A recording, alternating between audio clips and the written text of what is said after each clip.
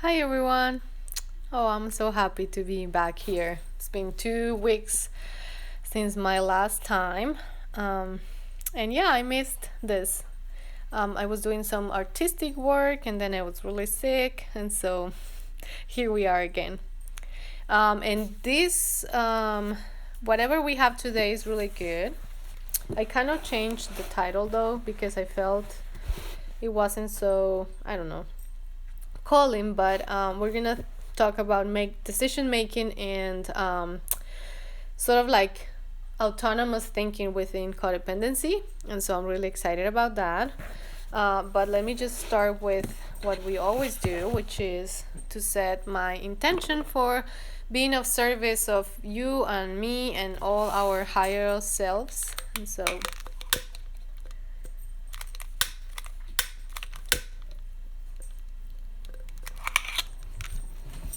And as usual, I give you all a little bit of what I have been thinking these days, and like especially these 2 weeks, what I have been thinking about, um, and I wanted to start with that.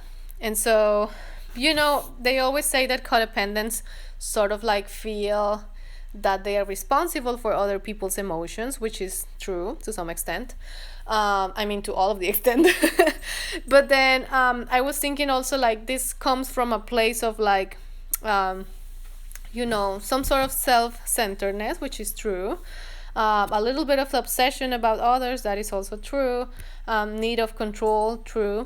But we usually don't see other aspect of it, which is what I've been thinking about, and it's the fact that we think that other people feel according to what we do, or like we are responsible for what they feel because that's how we experience the world.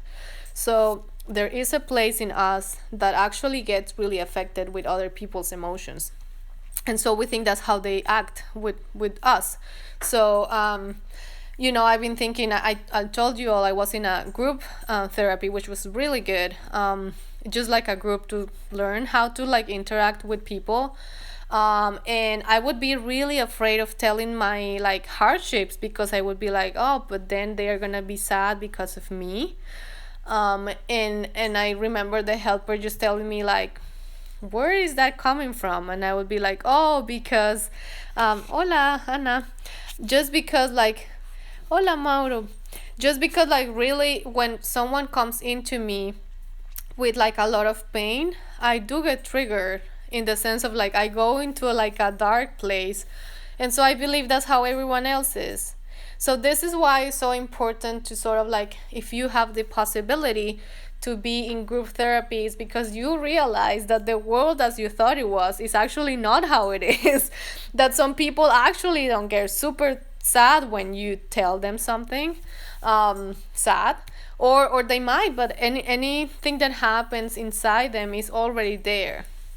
And so yeah, as codependents we think that we make people feel sad or mad or glad.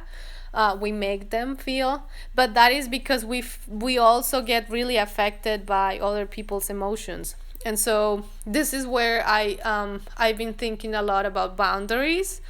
And because I heard this really good podcast from Prentice Hemphill, and they were saying like, resentment is a really, really good indicative of you are going over your boundary.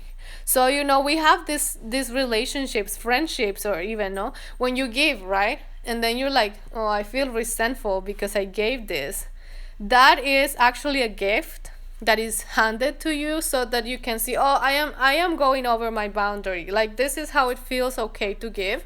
And if I resent, is because I went over. And so I feel like that is a little bit what happens with people's emotions. And when you get triggered with people's emotions is, oh, I am over my capacity a little bit. And so one of the things I wanted to tell you today is we gotta be honest with our limitations, with ourselves. Like really listen when our body is just like, this is too much, let's like don't go there. Because that is this chapter, what is the theme, which is I had this idea that I have to be a person that is there for everyone in need. That any of my friends are feeling bad and I have to be there for them, support them, and be okay with whatever situation comes with them. And that is not true. That is not true. Satnam. See. That is not true. Actually, I have a limit. I have a limitation. And sometimes I just cannot deal with other people's issues, and that's okay. I just need to know myself enough that I don't go over. And so that is the invitation today. And I was just, thinking about that a little bit. And I think the last thing before going into the chapter, which is going to be short because it's a short chapter, is like during quarantine, I realized a lot about my limitations, as I was telling you. So I don't know if you can feel me, but I have this friend who is very negative. They're always watching the news and like the worst case scenarios for the pandemic and everything. So when I would talk to them, they would sort of try to feel better, like soothe their nervous system through talking to me, which is what friendships are to some extent. But I realized that after some time that I would get really upset when I talked to them, that I would be like, anguish would come in and like I would feel like I don't know what to tell them. I just, everything sucks. Like they would start reading me the news from Colombia, from everywhere, and like, oh my God, yes, the world is like tough. And so I realized that that was a limitation for me. And I have to do something about it, So my idealized self-image would be like, no, I can help you. I like all spiritual and stuff. But the truth is that interacting with this friend is not good for me right now. It's not about them, It's like, what is it that I need? And so I was like, okay, I need to like step back, take some space. And we as codependents don't know how to do that in general. Like we would be like, oh, I shouldn't, or you know what I mean? And so my invitation for today is like, you have clear signs of where to stop giving or allowing. We just don't listen to them. Because that's how we were trained to be, and there's a reason for that. But if we can work on it, I think we can have a better life, 100%. I'm sure of that. And so the topic for today is yes, we can think. And it's funny because I have a lot of, because I'm doing a doctorate program, I have a lot of friends that are very academic, very smart, including me. I consider myself fairly smart. And so when I am this lady is telling me that codependents are told that we don't know how to think, I'm like, no, that's not me. But it is because we have decided to stay with relationships that are harmful for us. If it is the emotionally unavailable person, the alcoholic, the polyamorous person where you're monogamous, or vice versa, So to some extent, our friends maybe have thought you're not thinking straight. Why is it that you keep involved in these situations that are not good for you? And of course, this is ableist, but it's there's something going on with your thinking, And so that got me to a place where I was I have thought myself that I might not have reasonable thinking because I am in these situations that are very painful, and what's wrong with me, So the first invitation for this chapter is for you to think, who told you that? Usually you would find a parental figure who told you something about that. I have myself this clear memory of someone telling me, you're good for nothing, you're useless. And that doesn't mean that my parents are the worst ever in the world. Children are we're immature because we're children, and we're so radical. So it's black and white. So if someone tells me that I'm useless, I will be all right, forever I'm useless. This is how kids are, children are like that. It's just a way of radical thinking, if you might. So think about your childhood and think about if someone told you that you were unable to think, to have your own opinions, and so on and so forth. That is a little bit of what we're going to see now. Of course, the end of this is, obviously you can think. You can think you can take your own decisions, you can take care of yourself, you are your own light, and you got it. We just need to work a little bit on it, because it's like a little bit of an ability that is frozen because of trauma and all the things. But we definitely have this opportunity now to take better decisions, and that is really exciting in my case. And so instead of looking back and seeing like with like this like whipping thing of all the decisions that we did wrong, see it as an opportunity now to take better decisions, if you like, and that's exciting in my opinion. I think it's part of the process, right? So the first thing she says is, as codependents, many of us don't trust our minds. And so definitely there is a place in us that is like, well, if I choose these partners that make me really sad, I better don't trust in my own, decision making. And I myself feel like that. And so it's a real thing. We have some issues about decision making. And there is a place in us, she says here, some of us allow other people or circumstances to make these choices for us. So I don't know if you have had this, but I definitely have been the person who waits until the other person ends the relationship or changes or is better, and I won't do anything. There is a place in me that wants other people to take care of me instead of me. And there's a reason, again, for that. It's not like, oh, this is so great, I'm going to do it forever.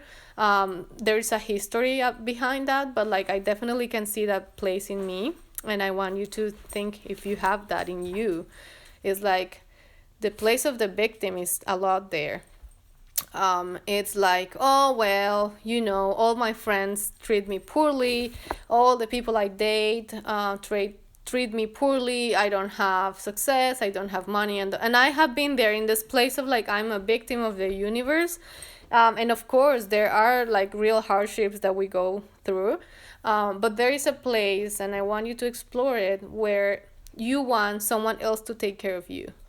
There is a place maybe in you that is still waiting for a savior or something. And this is what we're trying to change here. It's you're your own savior. You're gonna do this. You're gonna choose better partners, better friendships, etc. And so this is what is this about. And so the thing that I really like she says here is the purpose of this chapter is to tell you that you can think. You can figure things out, and you can make decisions, good, healthy decisions. And so this is wild, y'all, because it's like I don't believe that in myself. And so it's how we can find that place. And she says, believing lies, lying to ourselves, denial, chaos, stress, low self-esteem, and a stomach full of repressed emotions may cloud our ability to think. And so if you grew up in a household where the problems were not accepted, like nothing is happening, but we know it's happening, so that is something that really stays with you when you're an adult, and you're like, try to like replicate that system of like, no, it's all good. And like people around you is telling you like, hey, this is bad. You gotta get out of this situation, and you're like, nope. And so this is part of what we're trying to like learn.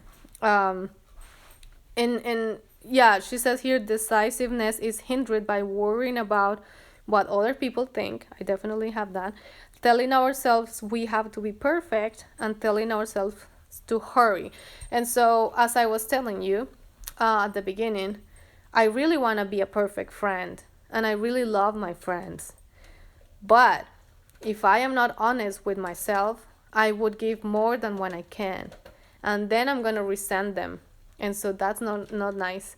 So I better be honest and tell them, this conversation feels very intense, and so I need to take some moment. Can we talk later? With the example I was telling you about this friend that is very negative. And so it's like better to be real, than to be perfect, because when you're trying to be perfect, the truth is that the other person deep down, they know that you cannot give what you're given. And so it's a mess, and that is like the invitation is to be real.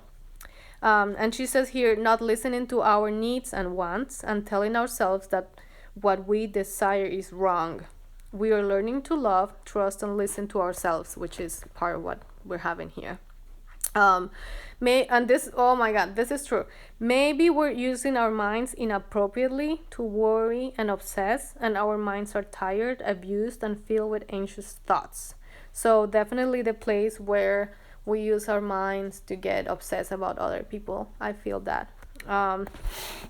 So the last thing, so there's a lot of practical things that I want to go over before ending, but the last thing I want to say from the book here is, remember, decisions don't have to be made perfectly. We don't have to be perfect. We don't even have to be nearly perfect. We can just be who we are. And so, as I was telling you, when you are trying to do boundaries, your boundaries are gifts for other people to know you.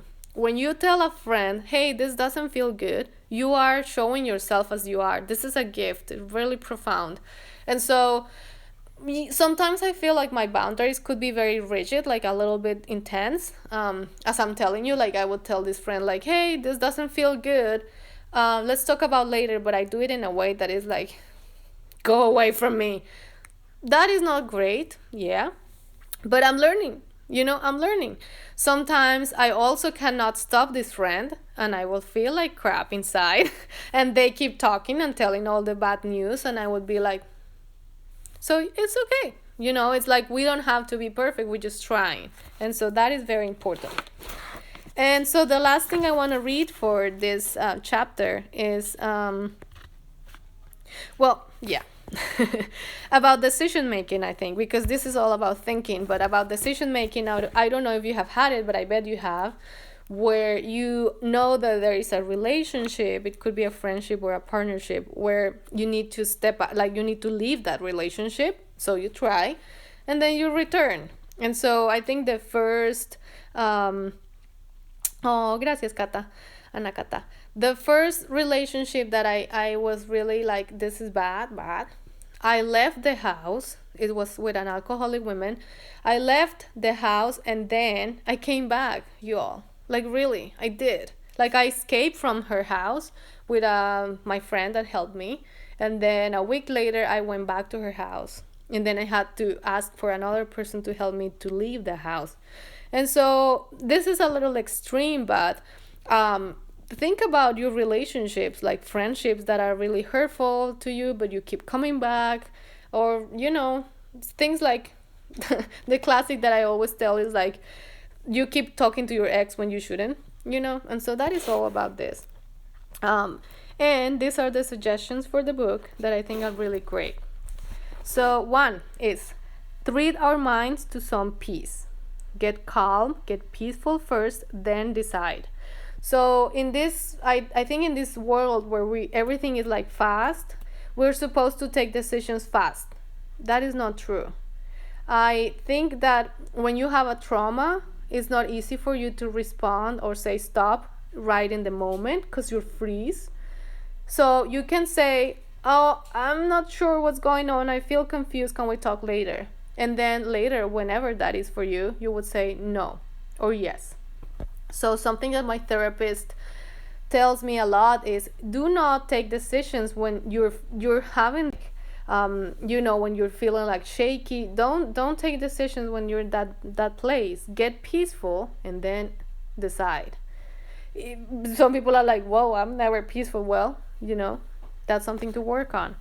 Number 2, ask a higher power to help us think. And so, you might not be like a believer of a higher power or God or however you call it, but I truly believe that I don't have all the answers.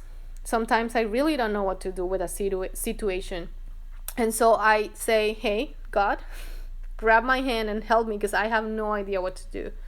And if you have that support, it's really great. If you don't, that's okay. But like, if you do, really use it, ask for help and sit and meditate, and the answer can come to you, that's good.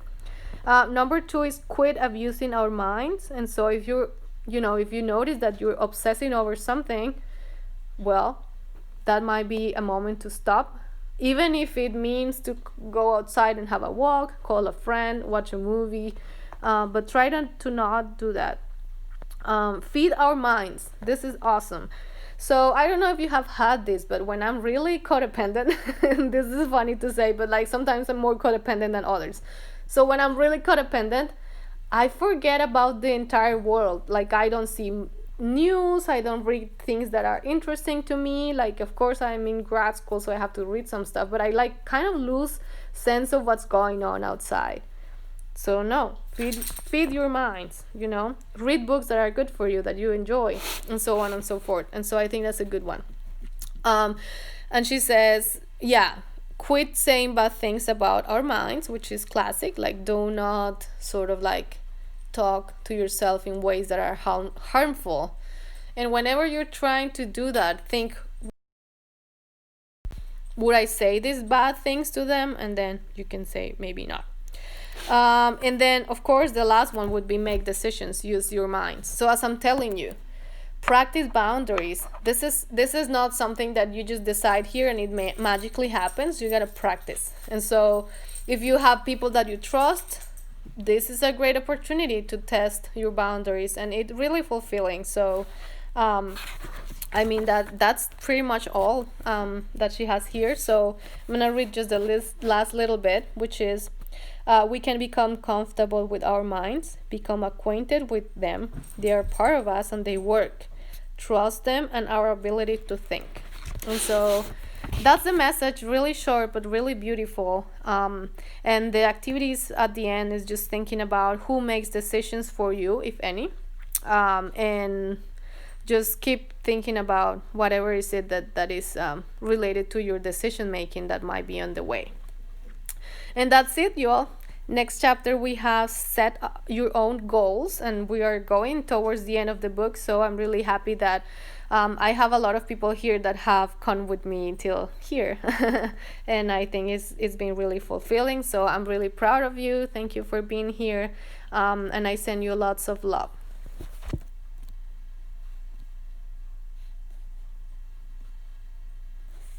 This is a new platform. I don't know how to end it. Don't laugh.